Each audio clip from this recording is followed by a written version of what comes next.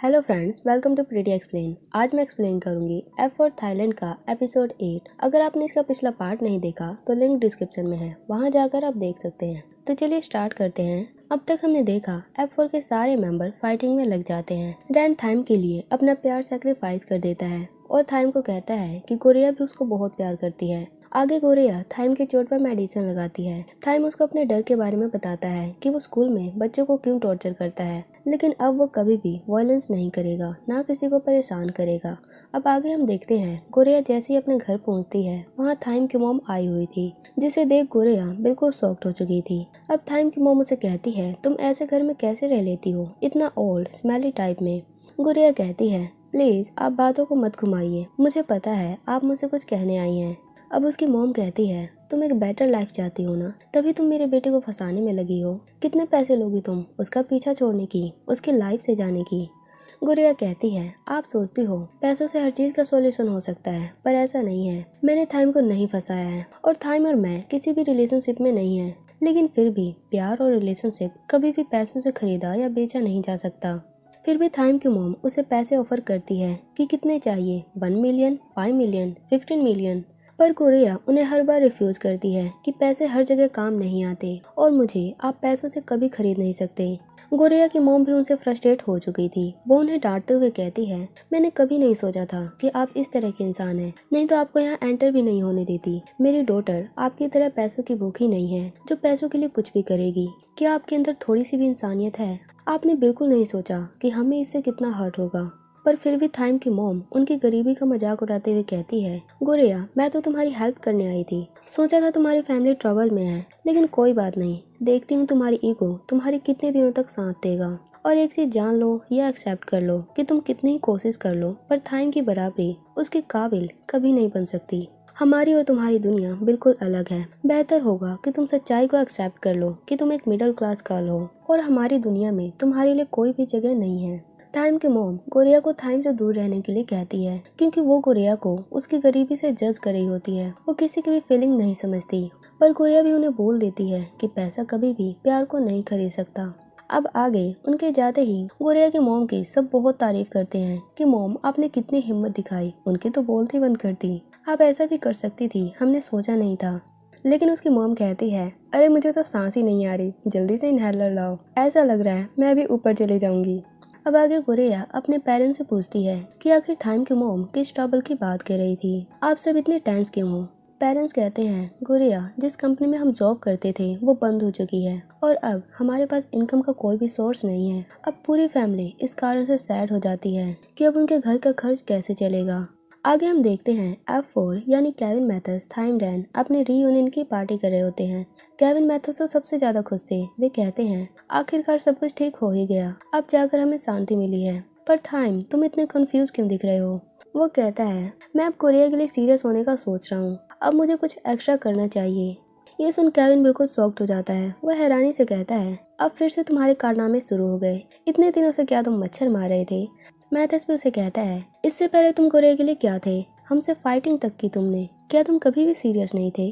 Thyme कहता है, अरे नहीं, मैं उसके लिए हमेशा से सीरियस हूँ, लेकिन अब मैं कुछ प्रो लेवल का करना चाहता हूँ अपनी रिलेशनशिप आगे बढ़ाने के लिए। देखो देखो मेरे फोन को, गोरिया ने मेरी एक भी मैसेज का रिप्लाई नहीं किया है। पता है इसका क्या मतलब है? इसका मतलब है कि गोरिया मुझसे बहुत प्यार करती है, वो मुझसे मिलना चाहती है, लेकिन ये कहने से डरती है, साई फील करती है। पर मैं उसकी सारी फीलिंग समझता हूँ कि वो क्या चाहती है। डोंट वरी गोरिया, मैं आ रहा हूँ तुमसे मिलने।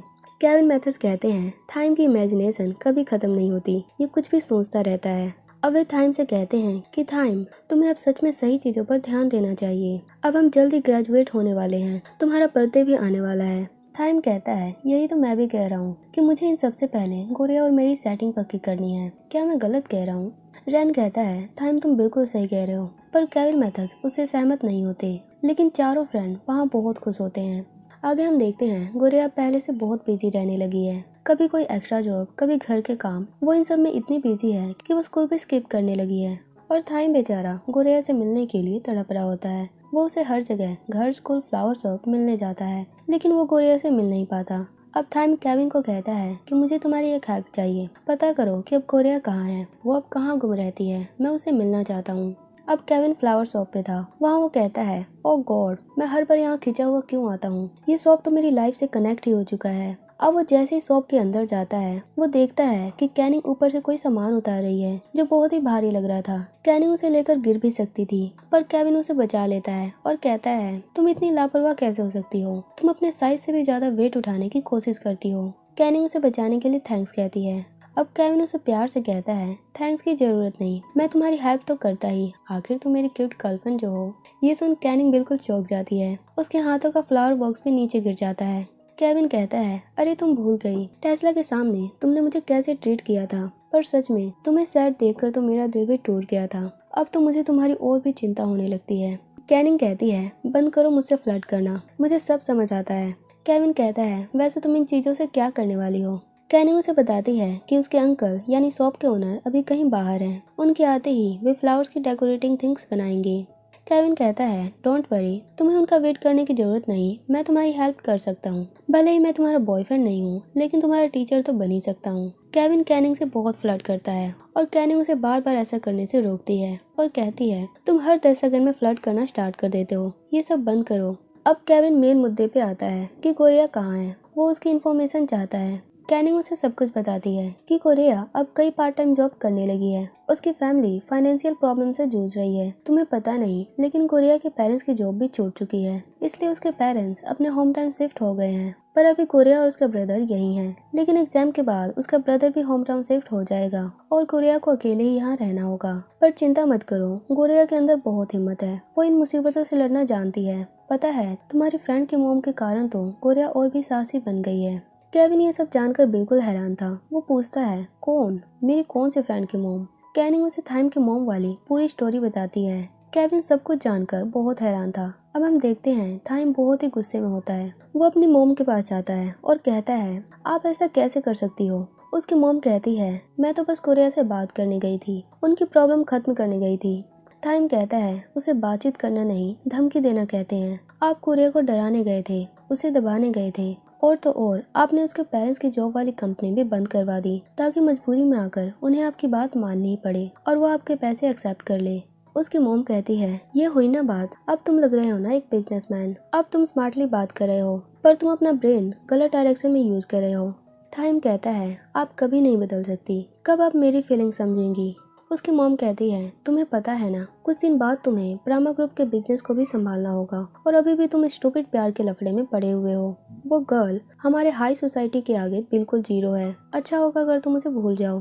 पर थाइम उनकी बात नहीं मानता और कहता है, मैं उससे प्यार करता हूँ, मैं उसे कभी नहीं भूल सकता और अब मैं उसकी हेल्प करने जा रहा हूँ क्योंकि आप तो सब कुछ बिगाड़ने में लगी हैं। टिया भी ये देख रही थी। वो भी थाइम और कोरिया के लिए बहुत सैड थी पर उसकी मॉम को किसी के फीलिंग से कोई फर्क नहीं पड़ता। उधर हम कोरिया को देखते हैं जो घर जाते हुए अपने पेरेंट्स से कॉल पर बात कर रही थी। उसके पेरेंट्स अपने होम टाउन में फार्मिंग कर रहे हैं। गोरिया उनका हालचाल पूछती है। उसके पेरेंट्स गोरिया उसके ब्रदर के लिए थोड़ा चिंता में थे क्योंकि गोरिया जहाँ रहती है उस कॉलोनी में अब चोरी डकैती भी होने लगी है और अब सब इसी डर में जी रहे हैं। उसके पेरेंट्स गोरिया को केयरफुल सावधान रहने को कहते हैं। गोरिया भी उनको विश्वास दिलाती है कि वो चिंता ना करें, कुछ भी गलत नहीं होगा, हम सब सेफ हैं। पेरेंट्स के वहाँ का नेटवर्क बिल्कुल भी अच्छा नहीं था जिससे कोरिया उनसे और भी बात नहीं कर पाती और कॉल कट जाता है। अब हम देखते हैं कि कोरिया के पीछे कोई था जो उसका चुपके चुपके पीछा कर रहा था। गोरिया भी चौकन्नी हो गई थी। वो वहाँ से दौड़ते हुए दूसरी साइड छिप जाती है। अब वो जैसे ही अपना डोर ओपन करने ही वाली होती है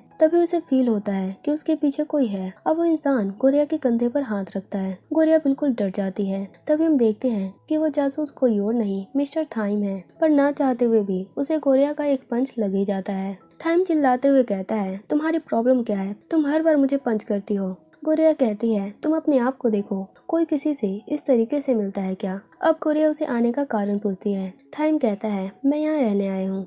गोरिया कहती है, पागल मत बनाओ, मुझे पता है तुम जैसे लोग किसी बड़े होटल या किसी आलीशान महल में रहते हैं और यहाँ कुछ भी ऐसा नहीं है। थाइम कहता है, तुम्हें क्या लगता है मैं इधर नहीं रह सकता, तुम मेरे बारे में कुछ नहीं जानती। जब मेरा मन किसी जगह से बोर होता है तो मैं दूसरी जगह ट्राई करता रहता हूँ। दरअसल थाइम ने एक घर खरीद लिया होता है जो बिल्कुल कोरिया के घर के ठीक सामने था क्योंकि अब वो कोरिया को अकेला छोड़ना नहीं चाहता और अब वो कोरिया का एक नेबर भी बन चुका है जो उसे हमेशा परेशान करेगा। गोरिया तो अभी से ही इरिटेट फील करने लगी थी उधर टिया अपनी मॉम से रिक्वेस्ट करती है कि प्लीज क्या आप थाइम को उसकी लव लाइफ में फ्रीडम नहीं दे सकती, पर उसकी मॉम टॉपिक चेंज करते हुए कहती है तुम्हें कल बिजनेस मीटिंग के लिए सिंगापुर भी जाना है, जाओ और तैयारी करो। टिया कहती है आपने मेरी तो फोर्सफुली वेडिंग करवा दी और मैं उसके लिए मान भी गई, पर प्लीज थाइम के साथ ऐसा मत करो, मैं सिर्फ आपसे थाइम की खुशी मांग रही हूँ।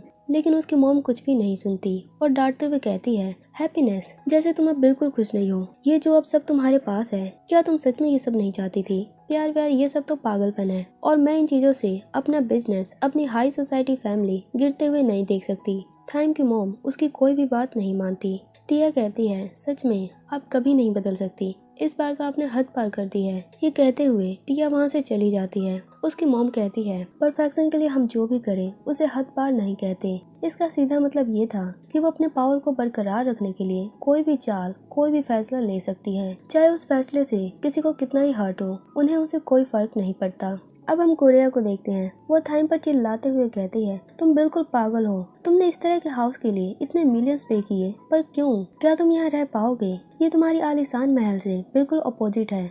थाइम कहता है मैं तुम्हारी सेफ्टी के लिए कुछ भी कर सकता हूँ, मुझे पता है कि अब तुम्हारी फैमिली किस ट्रबल में है और यहाँ अब चोरी का भी डर पड़ने लगा है, सो प्लीज मैं तुम्हारी हेल्प करना चाहता हूँ, मुझे ये सब करने दो, नहीं तो मुझे इस बात का पूरी जिंदगी पछतावा रहेगा कि मैंने तुम्हारी हेल्प नहीं की, तुम्हारी केयर नहीं की। अगर तुम्हें कुछ हो गया तो मैं अपने आप को माफ नहीं कर पाऊंगा। गोरिया हंसते हुए कहती है क्या सच में? क्या तुम यहाँ रह पाओगे? तुम अपनी केयर तो कर नहीं पाते, दूसरों की कैसे करोगे? थाइम कहता है ओह तुम मुझे चैलेंज कर रही हो? ये मिस्टर थाइम है, जो ठान लेते हैं वो करके दिखाते हैं। अब रात हो जाती है। हम देखते हैं थाइम ने जो कहा था वो उसका बिल्कुल अपोजिट करता है। वो चिल्ला चिल्ला कर गोरिया को परेशान कर देता है, उसे कभी चैन से सोने नहीं देता, कभी उसे वॉशिंग मशीन सेट करने के लिए तो कभी कॉकरोच को देखकर चिल्लाने लगता है और गोरिया बेचारी बार बार उसकी हेल्प करने आती है। थाइम कहता है गोरिया देखो उसको, उस 6 लेग्स वाले कीड़े को, पता है वो कभी चल रहा है तो कभी स्टैचू की तरह बैठा है। और गोरिया बिना डरते हुए उस कॉकरोच को पकड़ लेती है और थाइम को टीज करने लगती है। कभी थाइम उसे कहता है देखो गोरिया मेरे शर्ट पर इतना बड़ा होल कैसे हो गया, मैं अब इसे कैसे पहनूंगा। थाइम को आयरन भी चलाने नहीं आता था। अब थाइम का तो रोज का शेड्यूल बन चुका था कि रात को गोरिया को कैसे परेशान करना है। अब थाइम नहीं, गोरिया थाइम की केयर कर रही थी। वो थाइम के कारण बिल्कुल पागल हो गई थी। जब वो स्कूल जाती है वहाँ बाकी गर्ल्स अपने मेकअप करने में शो ऑफ में लगी थी। उधर गोरिया उनसे बिल्कुल अपोजिट अपने काम के कारण बिल्कुल थकी हुई थी। उसके बाल बिखरे हुए थे। वो कैनिंग से कहती है कि इन गर्ल्स के पास इतना टाइम कहाँ से आता है, उनकी लाइफ कितनी अच्छी है और मुझे देखो, कभी जॉब करना, कभी स्टडी करना, कभी फैमिली की केयर करना, और तो और अब तो मेरे लाइफ में एक मॉन्स्टर भी आ चुका है जिसका नाम है थाइम। वो तो मुझे चैन से सोने भी नहीं देता, पता है अब मैं उसे दिन में 4-4 बार देखती हूँ। वो मुझे बहुत परेशान करता है, मैं क्या करूँ।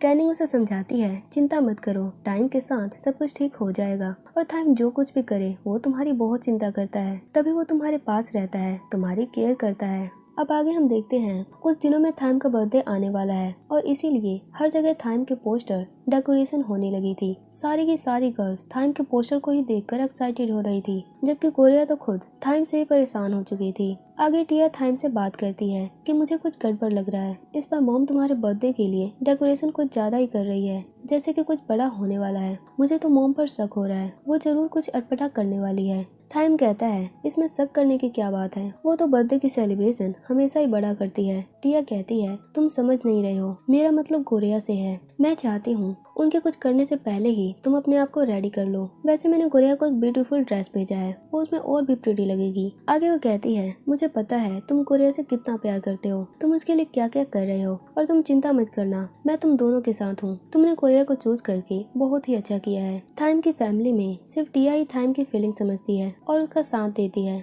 और थाइम भी अपने दिल की बात सिर्फ टिया और अपने फ्रेंड से शेयर करता है। थाइम ने अपने नए घर पर अपने फ्रेंड्स को भी बुला रखा था। अब थाइम के फ्रेंड्स यानी पूरा F4 टिया की बातों को डिस्कस करते हैं कि क्या पता टिया का शक सही हो, तुम्हारी मॉम कुछ भी कर सकती है। अब मैथस कहता है चलो अब कुछ और डिस्कस करते हैं। थाइम तुमने हमें यहाँ क्यों बुलाया है?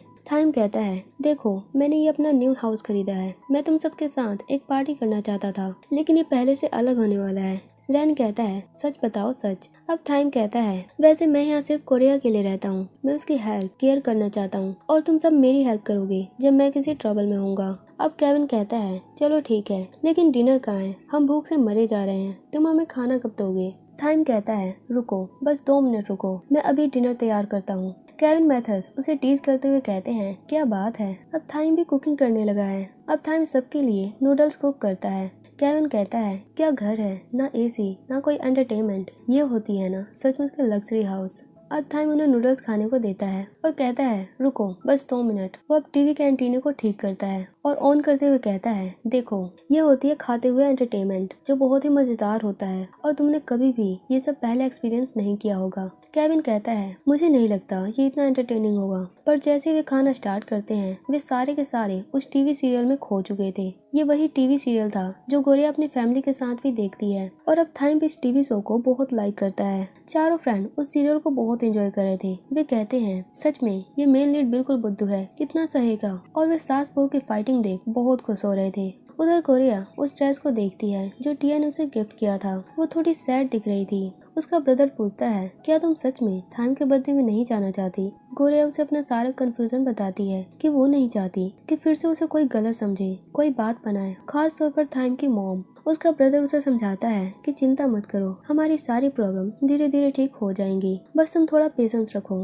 गोरिया उसे उसकी हिम्मत बढ़ाने के लिए थैंक्स कहती है। तभी थाइम अचानक से वहाँ आ जाता है और गोरिया की वो न्यू ड्रेस उसके ब्रदर की खाने की प्लेट पर गिर जाती है। थाइम फिर से उसे एक बच्चे की तरह परेशान कर रहा था। हुआ ये था कि थाइम का टीवी फिर से खराब हो गया था जिसे वो गोरिया से ठीक करवाना चाहता था, पर गोरिया उसे कहती है कि वो उसे बाद में ठीक कर देगी। गोरिया तो पहले से ही परेशान थी, पर अब उसकी परेशानी और भी बढ़ जाती है क्योंकि अब उसकी ड्रेस पर स्टेन लग चुके थे। अब वो लॉन्ड्री शॉप पर जाती है। वहाँ शॉप ओनर उसे ज्यादा चार्ज करने लगता है जिसे गोरिया कम करने को कहती है, पर वो शॉप ओनर बहुत ही लालची टाइप का था और उसे ठगने की सोच रहा था। तभी वहाँ एक बॉय आता है और उस शॉप ओनर को कहता है ऐसा स्टेन तो मेरे फ्रेंड की ड्रेस पर भी लगा था और वो तो इससे भी कम फीस में ठीक हो गया था। इससे दुकानदार की बोलती बंद हो जाती है और वो गोरिया की ड्रेस उसी रेट में धोने के लिए मान जाता है। गोरिया उस बॉय को थैंक्स कहती है। अब वो फ्लावर शॉप पर होती है। वहाँ उसके ऑनर कहते हैं मुझे तो लगता है अब मुझे नेचुरल फ्लावर की जगह प्लास्टिक के फ्लावर की सेलिंग स्टार्ट कर देनी चाहिए। तुम इतनी सैड क्यों रहती हो। गोरिया कहती है पता नहीं, लेकिन अब मुझे कुछ भी अच्छा नहीं लग रहा। दरअसल गोरिया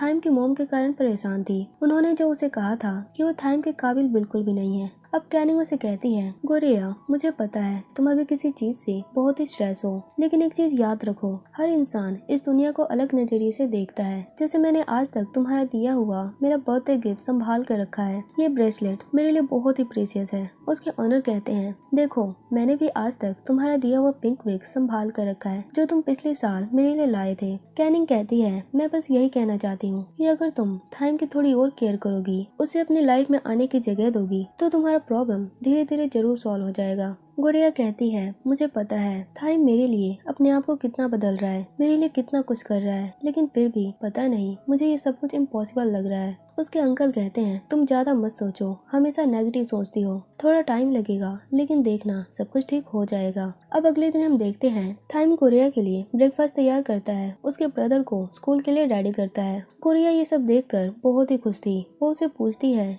क्या तुम्हें कुकीज खाना पसंद है। वो थाइम को ये नहीं बताती कि वो ये क्यों पूछ रही है। अब जब वो स्कूल में होती है वो कुकीज बनाने की रेसिपी देखते हुए दूसरी साइड जा रही थी। वहीं एक रूम में थाइम अपने बाकी F4 मेंबर के साथ बैठा था। वहाँ थाइम उनसे कहता है गाइस अब मुझे कुछ सुकून मिल रहा है, नहीं तो उस पथरीले बिस्तर से तो मेरी कमर ही अकड़ गई थी। केविन कहता है वैसे तुम वहाँ रहते क्यों हो, सब कुछ हैंडल कैसे करते हो। थाइम कहता है अरे तुम्हें नहीं पता, मैं तो बस गोरिया का सोने का वेट करता हूँ, फिर अपने सारे क्लोथ्स बाहर से लॉन्ड्री करवा के मंगवा लेता हूँ, और वो तो इतनी बुद्धू है कभी मेरा प्लान नहीं जान पाएगी। अब रैन कहता है तुम तो कहते थे तुम वहाँ गोरिया की सेफ्टी के लिए गए हो। थाइम कहता है तुम्हें नहीं पता मेरा सातिर दिमाग कितना तेज है, मैंने उस कॉलोनी के चारों ओर अपने सिक्योरिटी गार्ड्स लगा रखे हैं, इसलिए मुझे किसी भी चीज का डर नहीं है। और देखना गोरिया मुझसे कितनी इम्प्रेस होगी, सच में वो बहुत ही भोली है, उसे मैं कैसे भी बुद्धू बना देता हूँ। और ये सारी बातें गोरिया सुन लेती है। अब वो थाइम के पास जाती है और कहती है जरा दोबारा कहना मैं कितनी स्टूपिड हूँ। अब वो थाइम को डांटने के साथ साथ उसकी बहुत धुलाई करती है। ये देख केविन मैथर्स रैन वहाँ से गायब हो जाते हैं क्योंकि उन्हें भी डर था कि गोरिया उनकी भी कहीं धुलाई न कर दे। आगे गोरेया कचरे को फेंकने जाती है। वहाँ वो थाइम के पोस्टर को देखकर गुस्से में आ जाती है। वो उस पर कार्टून ड्रॉ करने लगती है। तभी वहाँ वो उसी बॉय से मिलती है जो उसे लॉन्ड्री शॉप पे मिला था। वो उसे बताता है कि मेरा नाम तलाय है और यहाँ स्कॉलरशिप पर पढ़ रहा हूँ। यहाँ मेरा न्यू एडमिशन है। मैं बाकियों की तरह रिच नहीं हूँ, इसीलिए मैं यहाँ के बच्चों से दूर रहता हूँ। वो गोरेया को ड्रॉ करता देख कहता है, लगता है तुम्हें भी F4 पसंद नहीं है। पता नहीं ये सारे अमीरजादे अपने आप को इतना क्लेवर क्यों समझते हैं। गोरेया भी उसकी बातों से सहमत होती है। अब वे दोनों थाइम के पोस्टर पर किक मारकर अपना गुस्सा उतारते हैं। तभी टीचर उन्हें ऐसा करता देख उन्हें डांटने आती है, पर गोरेया और तलाय वहाँ से जल्दी से भाग जाते हैं। आगे तलाय गोरेया को घर ड्रॉप करता है और कहता है, जैसे कि तुम्हें जॉब की जरूरत है, मैं तुम्हारे लिए पार्ट टाइम जॉब जरूर ढूंढूंगा। तुम ज्यादा परेशान मत होना। गोरेया से थैंक्स कहती है। अब आगे गोरेया अपने घर में जाती है। वहाँ वो टिया की ड्रेस देखकर बहुत सैड हो गई थी। अब वो थाइम के घर जाकर उस ड्रेस को वापस कर देती है और मेड को कहती है, टिया को कह देना मैं ये नहीं ले सकती। मेड भी ये देखकर बहुत सैड हो जाती है, क्योंकि वो भी थाइम और गोरेया के प्यार को जानती थी। अब वहाँ गोरेया रैन को देखती है। रैन गोरेया का मूड ठीक करने के लिए उसे एक जगह लेकर जाता है। वहाँ उसे कहता है, तुमने वो ड्रेस क्यों वापस किया? तुम उसमें बहुत ही ब्यूटीफुल लगती। मैं उस ड्रेस में तुम्हें देखना चाहता था। गोरेया कहती है, वो ड्रेस मेरे लिए नहीं बनी, वो सब मेरे लिए सही नहीं होता। रैन उसे समझाता है कि कभी भी अपने आप को छोटा मत समझो, दूसरों को कहने से अपने आप को सैड मत करो। क्या तुम मीरा को निराश करना चाहती हो? वो भी तुम्हें ब्रेव गोरेया के रूप में देखती है और मुझे भी पता है तुम इन सारी सिचुएशन से डरोगी नहीं, बल्कि इसका सामना करोगी। गोरेया रैन के कहने से बहुत मोटिवेट होती है। आगे जब वो घर जाती है तो वो देखती है कि थाइम ने सबके लिए लंच तैयार किया है। उसका ब्रदर कहता है, देखो थाइम ने कितने अच्छे से कुकिंग की है, पर किचन बहुत ही गंदा हो चुका है, पर डोंट वरी, मैं सब कुछ क्लीन कर दूंगा। अब गोरेया देखती है कि थाइम ने लंच पर सॉरी लिखा था, वो भी थाई लैंग्वेज में, और हमेशा की तरह उसकी स्पेलिंग फिर से गलत थी। पर गोरेया उसकी मिस्टेक को इग्नोर करते हुए कहती है, तुमने बहुत ही अच्छी कुकिंग की है, चलो अब हम साथ में खाते हैं। अब वे लंच को एंजॉय करते हैं। अब रात हो चुकी थी। गोरेया थाइम से कहती है, तुम्हें घर जाकर अपना बर्थडे सेलिब्रेट करना चाहिए। थाइम कहता है, नहीं, मुझे पार्टीज इतनी भी पसंद नहीं है, पर बर्थडे का दिन मेरे लिए बहुत इंपॉर्टेंट होता है। वैसे मैं तुमसे एक रिक्वेस्ट करना चाहता हूँ, क्या मैं हफ्ते में एक बार अपने क्लोथ्स को लॉन्ड्री में दे सकता हूँ, क्योंकि सच में कपड़े धोना बहुत ही मुश्किल काम है। गोरेया उसे परमिशन दे देती है। अब 12 बजने ही वाले थे। थाइम कहता है, तुम मेरे लिए बहुत ही इंपॉर्टेंट हो, क्या तुम मुझे बर्थडे विश नहीं करोगी? अब गोरेया काउंटडाउन करती है और उसे बर्थडे विश करती है, और थाइम अपनी आंखें बंद करके खोलता है और सबसे पहले गोरेया को ही देखता है, क्योंकि वो गोरेया से बहुत ही प्यार करता है। गोरेया उसे बताती है, वैसे मैं तुम्हारे बर्थडे में जरूर आऊंगी और मैंने तुम्हारे लिए खास गिफ्ट भी तैयार किया है। अब नेक्स्ट डे गोरेया, कैनिंग और उसका ब्रदर सब मिलकर कुकीज बनाते हैं। सब एक दूसरे की हेल्प करते हैं। अब गोरेया पार्टी में जाने के लिए रेडी होती है। उसने वहाँ मीरा वाले सैंडल ही पहने थे और वो बहुत ही ब्यूटीफुल लग रही थी। वहाँ पार्टी में वो जैसे ही एंटर करती है, वहाँ सबसे पहले थाइम की मॉम उससे मिलती है और कहती है, सच में तुम्हारे अंदर बहुत हिम्मत है, इतना सब कुछ होने के बाद भी यहाँ आ गई, अभी भी थाइम के पीछे पड़ी हो, तुम्हें बिल्कुल शर्म नहीं आती है ना? पैसों के लिए कुछ भी कर सकती हो।